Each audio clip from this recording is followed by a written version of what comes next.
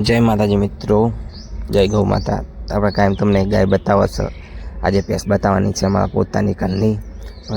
ભેંસ પાસે ભેંસ મારવા આવે એવી છે, એટલે એને પાસે જતા બીક લાગે। આ સાઈડ પાડો બતાવીશું તમને વિડીયોની અંદર, તમે જોઈ શકો છો મિત્રો। પાડો પણ છે, આપણે ભેંસ પણ છે, રેડલી છે, રેડલો છે। એ તમારે રેડલીને રેડલો વિડીયોમાં કાલ બતાવી, તો આજે આપણે તમને ભેંસ બતાવવાની છે વિડીયોમાં।